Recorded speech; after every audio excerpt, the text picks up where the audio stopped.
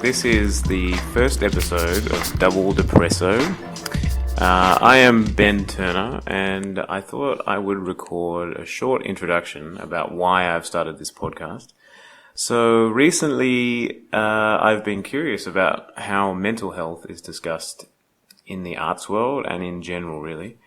So my main goal with this is to help people feel a little less alone, and that maybe you might relate to what some of my guests have to say, and maybe you might have that realization that, somebody else is thinking what I'm thinking. So you will hear conversations that I've had with different people from a variety of backgrounds who share some experiences they've had with some of the things that they are dealing with. Also, none of the conversations are recorded in studios or anything like that. They're mostly recorded in kitchens of flats in Berlin. So if you hear cars driving by or the sound of sipping coffee mugs, you'll know why. But nevertheless, I think it's important that these types of conversations are heard. So I hope that it might give somebody that little bit of confidence to reach out to somebody else and have a chat as well. So, before I play the first episode with my guest Ben Wuyts, who is another Ben, I wanted to say thank you so much for liking the Facebook page already, and if you haven't done that yet, please do that. And please send me your feedback about the podcast, because that will help me to improve as a host for this, and if you like it, please share it with your friends to listen to as well. So, here is my chat with Ben Wuyts.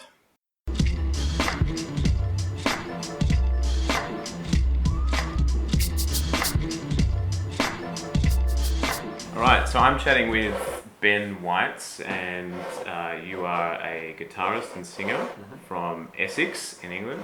So what are some of the struggles you have with how you get by being a musician? Yeah, it's kind of like a part of a bigger problem. So I wouldn't necessarily say that it is directly related to the music, but naturally that's like a big part of my life, so it affects it in that way.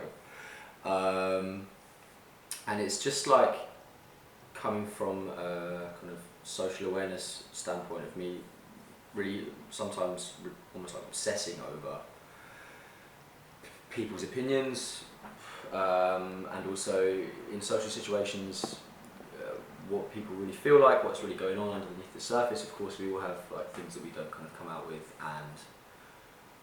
and I feel like how to put it really, obviously when you're putting yourself out there with something, with music or with art or any kind of public social thing like that, you're kind of putting yourself out there and saying like, judge me, you know. And when I'm going through some kind of times that are maybe a little bit kind of difficult or whatever, that naturally kind of takes a negative spin on everything. So it's like, I'm shit, or everybody who, even like fans aside, but like on a personal level, my friends and people that I know, what do they think of me? That I would think they probably have a pretty poor opinion of me, or they think I'm a failure, or like, and then it kind of balloons out of control, and then sometimes you're like, and it seems, even now I'm saying this and I'm thinking, people are going to listen to this and they're going to think that I'm a knobhead. Do you know what I mean? Yeah. Like, so already that's just like a kind of, it's the standard kind of setting in my... Yeah, so they're like the greatest hits, the classic hits of, You know. And do you have, how hard is it to tell yourself that those are true, or, you know, like, or to tell yourself that they aren't true? Yeah, I mean, that's the weirdest thing about it. I think if you can kind of, I guess you can kind of relate to this as well, where you know it's nonsense, but it's very hard, or can be very hard, to kind of expel that demon, if you will. Like, I'm walking down the street or whatever, or in the studio or whatever I'm doing, just getting off stage after the gig is a perfect example. Oh, everyone hated it, you know. But then somebody will come up to you and say, oh, that was really good, or I really enjoyed that, or somebody will message you and say, oh, I like the new video you've done, or whatever. And then immediately you go, oh, they're just saying that to be nice.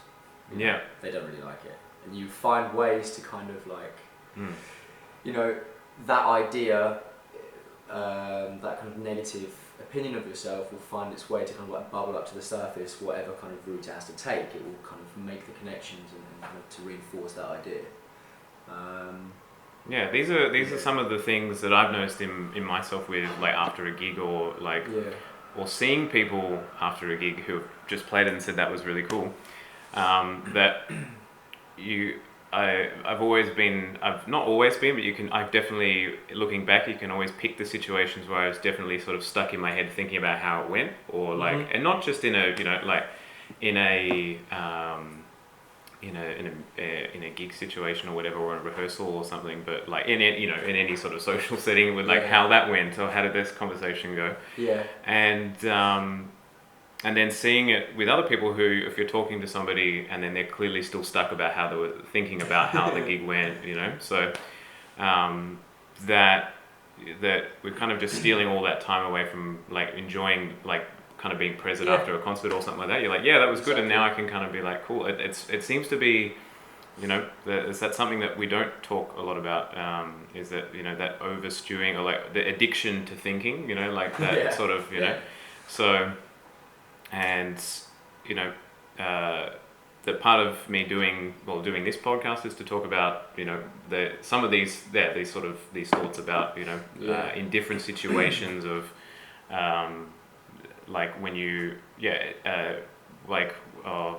maybe I hope I don't have to have this bad conversation, this like that's coming up with somebody else, or So, do you find yourself kind of like going through the motions, so to speak, afterwards, where you're just like, people are saying like, oh, it's nice, and you're just going like, oh yeah, thanks, but you're not really kind of engaging with these people at all? And sometimes it has that sort of element of it being a little bit fake. And definitely.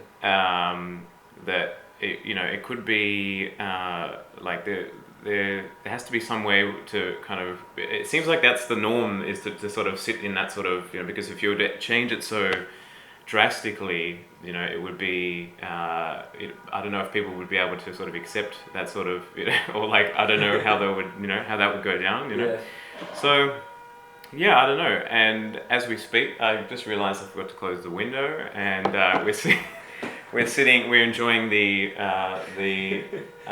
sounds of the bustling Berlin city life. Anyway, but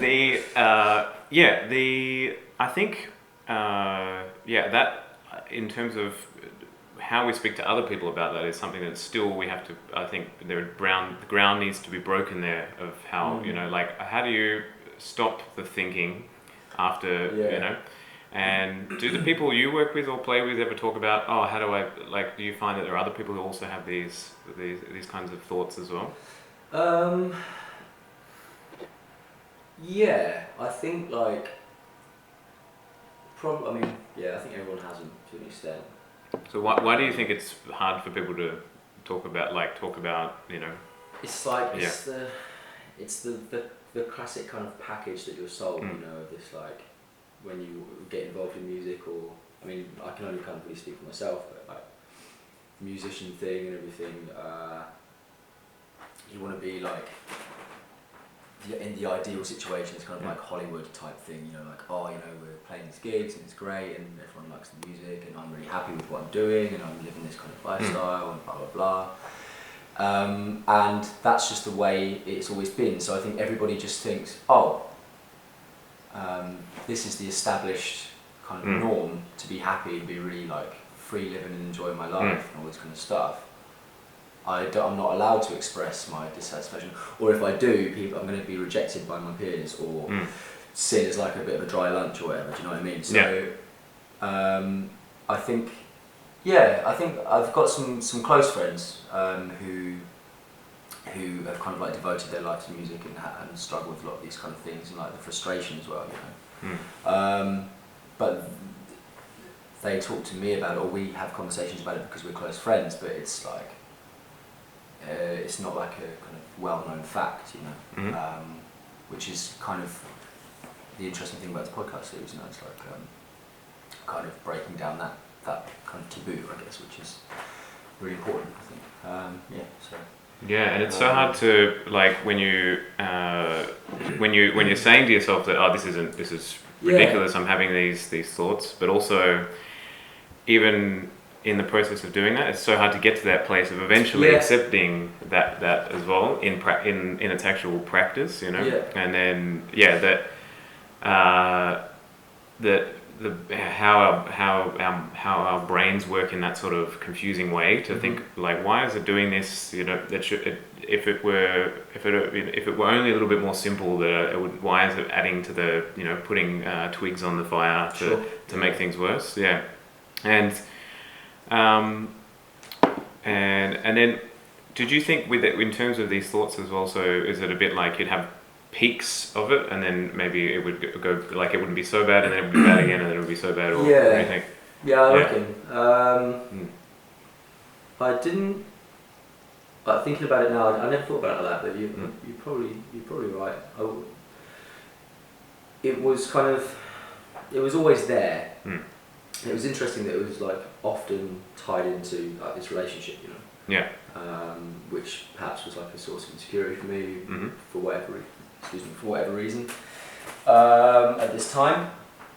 But yeah, it would definitely intensify in certain situations, like in the club, or you know, when I was in an altered, compromised state, shall we say? Yeah. But yeah, probably, but not. No, I wouldn't say like I really felt this kind of cyclical thing particularly. But, and what are some of the methods or like coping mechanisms you had to help you get through some of those darker? Well, good patches? question. I had like a complete detox, like stopped, just kind of had to remove myself from the situation and recognise the relationship between these two factors, you know. Yeah. Me doing this is adding to this, not necessarily the cause of this problem, the source of this problem, but it's adding to it, it's intensifying it. So step one, I just completely cut that out, completely, for a long time. And then, like, to be honest, I don't really know. I don't think that it's like, I don't think it's gone away at all. I think it's still there, and I'm still kind of, you know, struggle with the issues from time to time. Like leading up to this gig, for example, that we played last night, we had a couple of rehearsals that weren't quite going to plan, and I was like, couldn't sleep very well, and was just having the classic, and I'm sure you have, I think we all have this kind of like, I might just give up and do something else. Do you know what I mean? That, and it's always there. It's almost like an ejector seat button that you can kind of press at any time, and like the pressure. I mean, I imagine it's even more so in classical music because it feels like quite, like you were saying, sort of quite institutionalized, quite kind of intense kind of atmosphere of you must do this thing, almost like militarized. Yeah. Kind of, and it's that feeling of like achieve, and if you give up, then it's not a problem anymore. Like if they listen to this, they'll probably laugh. But my mates wrote a song and it's like old post-hardcore band years ago, and there was a line which I really liked. It was, "With no ambition, there can be no failure." Well, that kind they'll of probably laugh if they hear that. Well, you know, that's the thing. I really find it interesting talking to people who also have thought about quitting as well, because there's something in there that's interesting, and that are still stuck to it, but like they're thinking, oh, this is, I don't know if I should keep doing this because you know, like I've been living on the smell of an oily rag for, you know, like too long now. Got to sort this shit out, you know. And but still, there's still something that they can't quite get away from, you know. And that to me, there's something, you know, I wouldn't say drive, but it's a type of drive, but like a connection that they can't feel like they have to completely cut away, and that, you know, and you know, maybe that it gets harder to realize that unless you've had a bit of sort of that darker patches first. So maybe if we were just kind of, you know, coasting along at, you know, beige for, you know, a setting of beige for, you know, like years, that then maybe it could be, you know, maybe people would just quit. But like if you've had those real troughs, that maybe that, you know, that upswing can really kind of kick you back into it. And When do you think that some of these struggles have helped you creatively with what you've been doing? Yeah, I mean, in the most kind of obvious way, just coming out in songs. Yeah. As well. I mean, maybe not directly. I haven't written like I'm really paranoid kind of song. Yeah, right. But, Yeah. but that kind of feeling and it kind of just the emotions that kind of come with it, you know. Like, I think obviously as a songwriter, I think everybody writes in a different way. Some people are very like kind of literal and really write, like Leonard Cohen or something like that, who writes like, you know, 50 verses for Hallelujah and chooses the best 8 or whatever it was he said he did. So I wouldn't necessarily consider myself like that. Wish I was, it'd be awesome. But just the general, kind of like battle hardened a bit. You feel a bit more like you're saying with this kind of troughs and peaks, you know. It's totally like that. The kind of feeling of you know, we sorted that out. We got through that. Like it's okay. Yeah. My relationship as well, you know. Kind of like I was going through a really crazy time where I was like wasn't writing music at all actually for a long time before all this happened because of something else, which maybe we can talk about later. I don't know. So I kind of like wasn't writing for ages, and then you like get back into it, and then you remember, I didn't write for all that time. Then when I came back into it, I wrote loads of great stuff that I was really happy with, really proud of. So there's no reason why next time you go through a bit of a murky patch or whatever, you can't kick on again. It's like that. Yeah. Every time it theoretically gets easier, I suppose. Yeah. Sure. And are there any other, like, who are some of the artists who who've you found some connection with in terms of maybe they've been public about some similar things as well? Are there any specific names that you can really relate to, and you know, idols that you've looked at have been like, that's exactly kind of or very similar to, you know, like they've been public in expressing that as well, or like that you found, you know, some parallels with? Tom York, probably, like Radiohead. They're definitely like one of my favourite bands.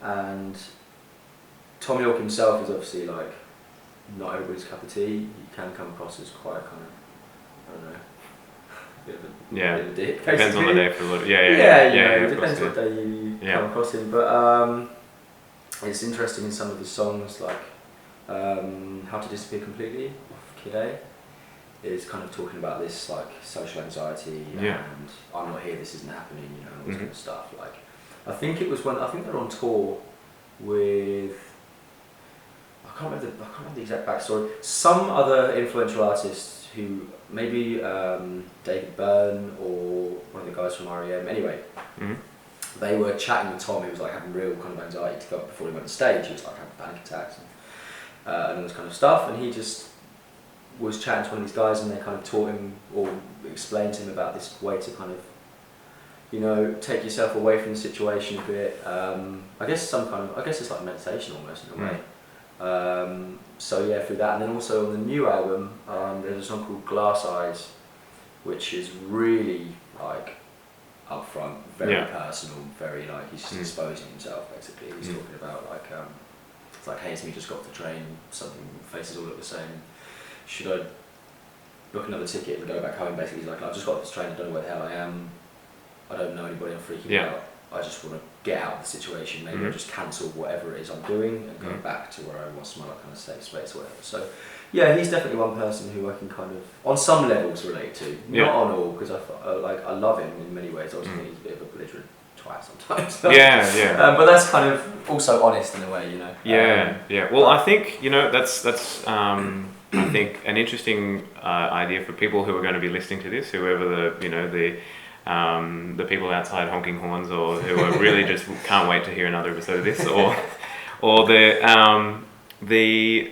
that having some examples of other artists or musicians, and a chance for us to talk about music or whatever, who you think is also putting out stuff that is similar, like who they describe some similar experiences in their music or in their writing or in their like acting or whatever medium it happens to be. Cool, okay. And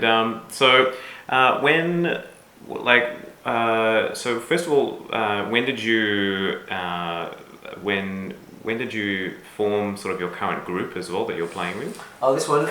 We started playing together spring this year, like kind of April time, I guess. I'm trying to remember now. We had our first gig was in July, so yeah, around like kind of April, May time. So it's relatively new, but we've all played with each other in the past, individually. Like I've played with the guitarist before, the guitarist has played with the drummer before. I've played with the drummer, and the drummer's played with the bassist. So we all kind of like, we know each other's music, but just not as a group. So, and it's still quite. We're still kind of on our way, but kind of early days, but it's going pretty well. Yeah. Yeah, and how did you first all meet each other as well? Because I think it's interesting to how you end up actually like kind of associating with the people that you end up playing with. It's a bit of a long kind of weird chain. So when I first moved here, I found it quite difficult to find work, like many people do. It's classic, like kind of wide-eyed and optimistic, and then realised, oh, shit. There are all these things, and I just moved out from my parents' house, like I moved straight here as well, so there's all of that going on, all of like, my washing doesn't magically appear in my cupboard and all this kind of stuff. I have to pay for things that I never paid for before, like toothpaste and all random shit, you know. So all of that, like, learning to live independently was going on at the expense of my housemate a lot of the time, bless him. And then all this kind of like stuff, and I was like, shit, I need to get a job, so I started busking. And I met a really good friend of mine called Cameron, who's also from the UK, and he hadn't been there that long either. In the busking queue to get your permits, you have to get them from like Stieglitz, like way down in the south, at like a ridiculous hour. You have to be there at like 5:30 or something. Right. And you get your stations for the week and all this, you know. Yeah. So it's a real like ragtag bunch down there, you know, all the accordion players and everything. And we just kind of sniffed each other out as like a fellow like, English person. And yeah, he was playing in a band with the guitarist, and that kind of social core was kind of formed at that time around those people, you know. So then it kind of just went on from there, like playing gigs, just getting involved in the scene. The music scene here is a bit weird, I think. Like, I don't know how you feel about that. It doesn't ever really kind of go to plan, but also you're wanting, you know, something comes up, but also something doesn't come up, and then whether you're thinking is going to come up. And you brought up a good point just about terms of unemployment as well. I think that, you know, I think a lot of people can relate to that in any creative background as well, you know, and in whatever form that takes, whether it be like a month or a year or 10 years. Yeah. And I remember hearing this really good quote from this comedian, his name's Greg Behrendt, and he said, like, you know, it's very common, you know, like I might not go to work next week, I might not even go to work in 2016. I mean, you know, like it's just very much, you know, like it's that real that, you know, like I might not go to work at all next year, or, you know, like, you know. So, and these are pretty, you know, they're real, you know, real situations, you know, and I think maybe, you know, like, to come back to what we've been talking about. So do you think sometimes those periods of unemployment maybe had made some of the unwanted thoughts a lot worse as well? Like when you're thinking, like, you know, I'm sure that has for me as well, you know, when you're just like, when you've got a lot of free time, that it's very easy to, you know, just to... Like, in a way, in a way it's kind of almost comforting, because you're like, oh, I get something to do, you know, like, and you're like, oh shit, you know, I've got to do something better with my time, you know. So beating down on myself. Yeah, absolutely. Yeah, definitely. I think like so much value is placed on money as well. It's a classic thing to say, isn't it? But like, it happens to me all the time. Like, oh, what do you do then apart from music? Like, what do you mean? You know, and the thing is, I don't actually have a job, so. I work as a tour guide as well, so I'm a tour guide. And it's quite funny on the tours, people go, oh, what else do you do? You know, it's like, you can't be making that much money with this, or you must be making, I mean, of course, people need to make money to live, you know. But there's always that, like, it's a hobby until you make money and then it's work kind of thing, you know, which is not fair at all. because the amount of work that we put in is mad. You know, if we were getting paid by the hour, I think we'd all be doing pretty well. Yeah, and that's the thing as well. Like depending on which city you're in as well, it can get even worse further down. You know, where there are people who you walk past someone with a violin who could almost be like maybe they're like the concertmaster of a big name orchestra or something like that, and they're getting in some good money coming in, and then some like completely ignorant unknown person's like, so what else do you do? And just completely just want a BAFTA last night, mate. Don't worry about it, like just they're completely oblivious to to some of the realities of of pursuing these types of of these careers, and then and then there's like all of that the sense of worry about everything. You're worried about the next gig, but also worrying about whenever the next gig's coming as well, so like that, or that's just worry, and and then and that's where like it can obviously spiral when you start. It's hard to kind of get out of just the one. Sometimes looking one day ahead's a bit too much, so it's like so when like with the group of people that you're working with now, so how do you find, like in terms of like getting the most out of like working with other people, what do you find is the best way to relate, like to work together, like some of the things that you think are really important to having a good a good communication in a group as well? What do you think is important? I think and this is again something which is quite difficult for me personally. I think like a very clear level of honesty is really important, because it is basically there is no because, I guess, like and in our band we have a nice dynamic, and we get on really well, and we hang out, and it's cool. But there will be times, although like the majority of the songs are written by me, it's definitely like a group project. Like we arrange the things together, usually in the room, or the drummer and I will sit down sometimes and work on some stuff together too. And he's written a couple of the choruses of a couple